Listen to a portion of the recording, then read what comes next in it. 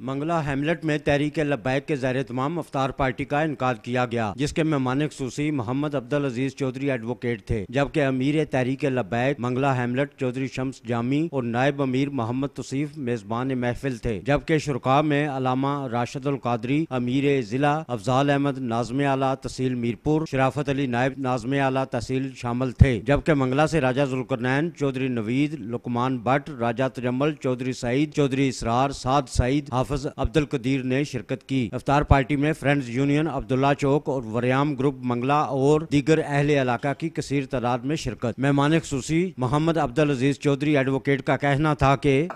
آج کی رات کے حوالے سے میں کوئی عالم دین نہیں ہوں، لیکن ایک ایک لمحہ فضیلتوں سے بھرا ہوا ہے، ایک ایک لمحہ فضیلتوں سے بھرا ہوا ہے، ناقابل بیان ہے۔ تفاسیر اٹھا لیں، مفسرین اکرام کی، علماء اکرام کی، ہمارے مقررین اکرام کی ایک ایک تقریر اٹھا کر دیکھ لیں، وہ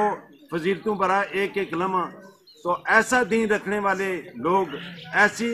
اپنے رمضان مبارک کے اندر رکھنے والے لوگ جو ہیں مسلمان، وہ کیسے سرنگوں رہ سکتے ہیں؟ آج جموں کشمیر میں کیا حالات ہیں؟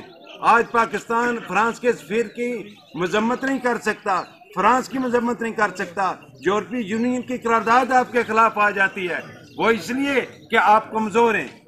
اور آج اس لیے کہ آپ ڈالر اور پاؤنڈ کی طرف دیکھتے ہیں، اور آپ نے اپنی قوم کو جو ہے یہ بکاری بنا کے رکھ دیا ہے۔ اس کا ایک ہی ہے کہ دین مصطفیٰ صلی اللہ علیہ وسلم کو ایسے کرداروں کے ذریعے آپ اقتدار تک لے کر آئیں جو